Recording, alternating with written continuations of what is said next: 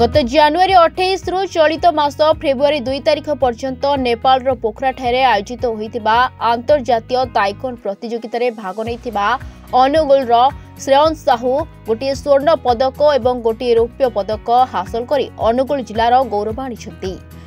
अनुगुल सहर हातीशालपड़ार विश्वरंजन साहू और सूर्यस्नाथ साहू पुओ हेउछंती श्रेयांश साहू। उभय टाइकोन पुनसेप और फाइट रे ही पदक विजेता होइछंती। श्रेयांश बयस 8 वर्ष और दिल्ली पब्लिक स्कूल नालकोनगर अनुगुल द्वितीय श्रेणी रे विद्या अध्ययन करुछंती। अनुगुल जिला ताइकोन संघर संपादक और प्रतिष्ठाता दुष्यंत कुमार नाथक निकटरू दीर्घ 2 वर्ष हेला से शिक्षा लाभ करी विभिन्न खेल जिला राज्य और जातीय स्तर में खेल में पदक हासिल करी जिला पाई गौरव आनिछंती। मात्र 8 वर्षर बालक 2 वर्ष भितर 5टी प्रतियोगितार अंशग्रहण करी एबे अंतर्जातीय स्तर में अंशग्रहण करी पदक हासिल करिसेंती। श्रेयांश भितर एभली खेल प्रति आग्रह थिबारु विशिष्ट समाजसेवी पद्माक्षी सिंह,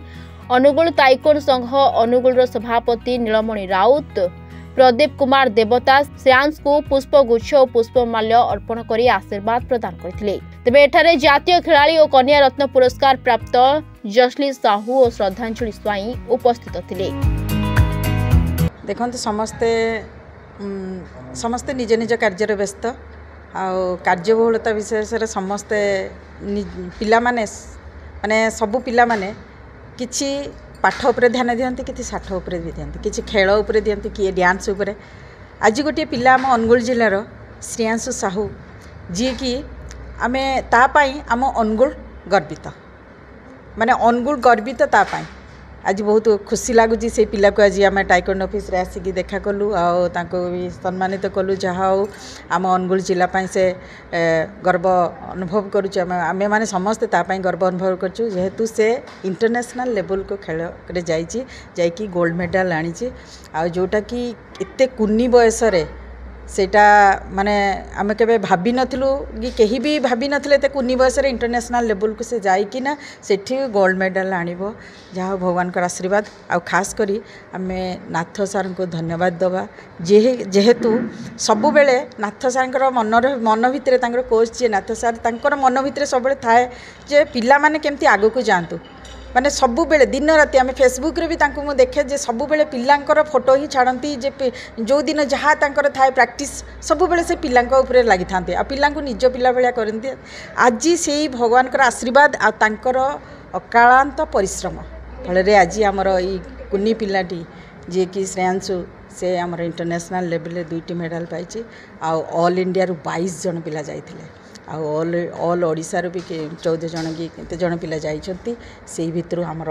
अनुगुल से गर्व आनी आम बहुत खुशी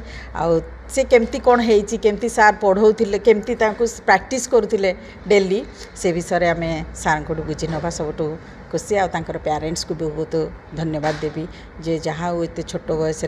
भगवान आशीर्वाद रु तार मन एत आगू को जाइकी इंटरनेशनल लेवल को आनी अनुगुल गर्व आनी से बहुत खुशी लगुच। सबुठ मुझे खुशी कहीं मु दीर्घ अनुगुल जिले में 2005 मसीह ताइकोंडो आरंभ करी से ताइकोंडो कहले अनुगुल जे कहीं जान नथिले। दीर्घ 20 वर्ष पर प्रथम जो अंतर्जातीय नेपाल गोटे आमको लेटर आसाला ऑफिशियली मैच नाला जेहेतु ये 2 वर्ष भितर मत जो कहला सर मुझे जमी जी नेपाल मैच छाड़बी मो गोटे गर्वर कथा आम जिलार गर्व आम अनुष्ठान मु बहुत गर्वित जेहेतु गोटे अंतर्जातीय स्तर में प्रथम पिला जी कि सेठी उपस्थित रही पुमसेर स्वर्ण पदक से हासिल करथिला एवं फाइट रे रौप्य पदक हासिल कर आम जिलार आम राज्यर गौरव अर्जन करछि मोपाई बहुत बड़। मु प्रथमे ताको आम अनुष्ठान तरफ उपदेष्टा हिसाब से मु धन्यवाद देवी श्रेयांश को ता पिता माता को तार गुरु नाथ सार को प्रभु जगन्नाथ माँ बुढ़ी आम जोठी से शिखुची तार देवी माँ वासुदेवका तार आशीर्वाद ये समस्त आशीर्वाद नहीं से जहाँ आज अनुगुल ओडिशा भारतवर्षर ना रखी से मुझे मो तरफ अशेष अशेष धन्यवाद। Angul Sudhakar Sahu reporters today.